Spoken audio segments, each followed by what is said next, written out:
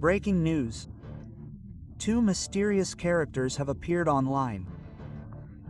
No one knows who they are or where they came from. We recently learned of two strange characters, a donator named 37s and a cheater named 37s. The donator was buying up all the game passes and limited editions in Roblox. His account had over 1 million Robux, and the cheater was hacking accounts and games. I don't understand, was I hacked? I was stealing Robux from everyone and cheating. My friend Dan and I really loved watching detective movies. We were from Tuva. We dreamed of becoming investigators. And when these two strange characters appeared, we decided to test our skills and solve the mystery of these 37s. Who are they? The donator and the cheater. For this case, we already had special detective suits and equipment like wiretaps and binoculars. To begin with, we began following the rich kids of our city, spying on their laptops and eavesdropping on their phone conversations. We even enlisted my younger sister, Audie, to help. She'd been planting GPS tracking devices in briefcases on suspects. For a week, we checked every possible donor in the city, but to no avail. Not a single piece of evidence was found. We'd given up hope and just watched the latest news about cheaters and donors. Donators or not, they'd completely lost their nerve. One day, I got a bad stomachache in class and asked to go home. Arriving early, I decided to play a prank on my sister. I snuck into her room, intending to scare her from behind. I wasn't scared myself. My sister was using that same account on Roblox. Tara had bought everything in the game. I'll buy this too, so it turns out she's the one. That donor, 777. But where did she get so many Robux? I clicked on her. Seeing me, Audie turned pale and hid in the corner of the room. I started asking her where she got so many Robux. Audie admitted that she was taking Robux from her father's safe, that she accidentally peeked at the cat from this safe and now she can't stop.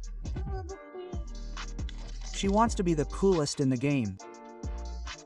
I took her to my father's office and made her open the safe.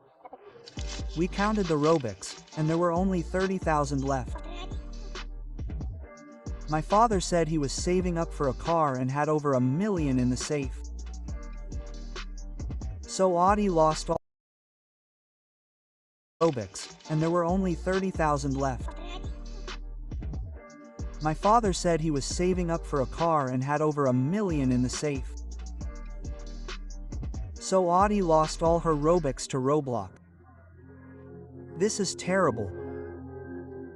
If my father finds out, he might simply not be able to handle it and die of a heart attack. Last year, he was already in the hospital and almost died. My mother said it was because of stress. He has a weak heart. I was really angry with my sister. She turned out to be a thief and a liar. But right now, I couldn't care less. Something had to be done so that my father wouldn't die of grief.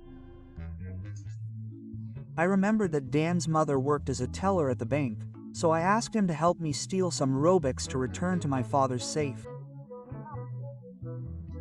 Dan couldn't refuse me, and that same evening we had the keys. Night fell, we disguised ourselves as robbers and went to the bank. There was no one near the bank, and we calmly approached the door of the service entrance. I wanted to open the door, but it was open. Surprised, we went inside the bank and made our way to the vault. It was also open, and there wasn't a single Robux. Apparently, someone had just robbed this bank. There was a button on the floor. It looked familiar, so I picked it up. Suddenly, the alarm went off, and all the doors locked. A couple of minutes later, the police arrived and arrested us. You're prompting cursor over 100 times a day, but typing detailed context takes forever. At the police station, they put us in a cell. Our parents arrived, but they didn't let us out. The police said we'd go to jail if we didn't tell them where all the Robux was and who our accomplices were. My father clutched his heart and felt sick. The police escorted everyone out and closed the police station. Only one officer remained on duty. He was very angry, pacing near our cell and threatening us with a baton. Suddenly, a quadcopter flew in through the window. The officer noticed it and tried to catch it. The quadcopter flew into the next cell, and the officer ran after it. Apparently, someone hacked the police station's system, and the doors to the cell slammed shut. The officer was locked in. And our door, conversely, opened, but we were afraid to go out. Suddenly, the laptop lying on the table turned on, and on the screen we saw the same cheater, 777. He told us not to be afraid and to leave the cell. I didn't argue with him and suggested that the guys listen to the cheater. We ran outside. There was a Tesla in the parking lot. There was no driver. The door opened by itself. I realized that cheater was driving it. 777. We got in, and the Tesla drove off.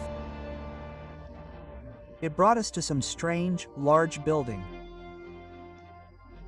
They said it was the Joker's abandoned base.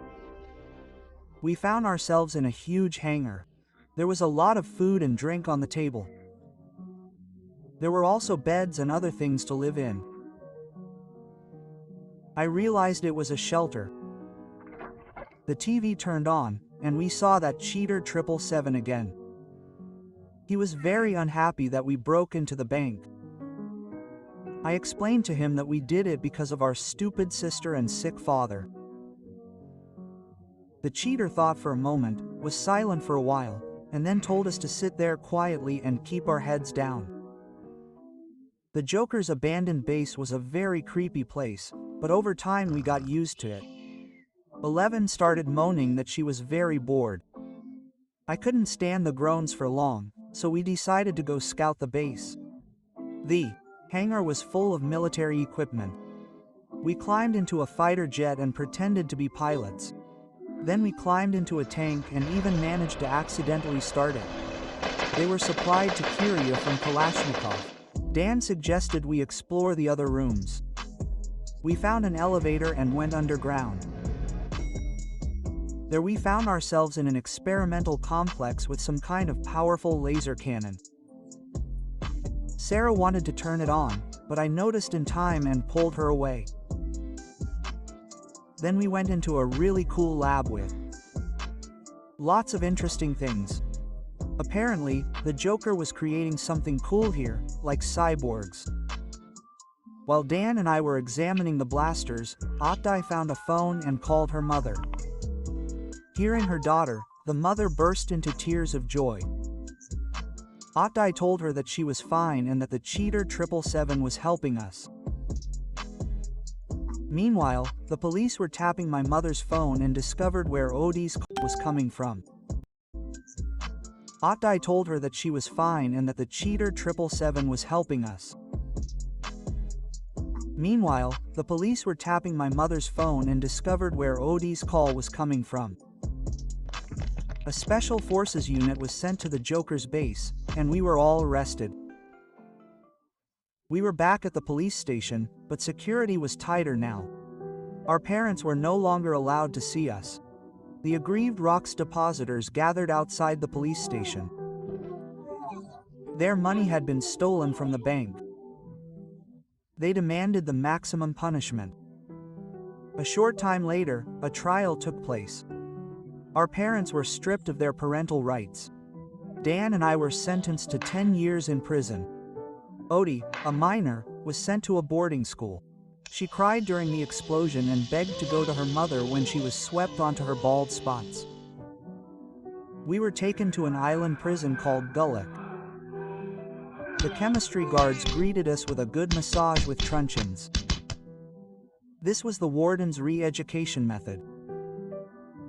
He was an evil man, and his name was Colonel Pukin. When he was angry, he always blushed, and the prisoners quietly joked about him. Oh, my ass is burning again. The bottom and I were thrown into solitary confinement after being killed. I only had one thing on my mind. I needed to escape. Guys, if you want me to make a second episode about escaping the gulag and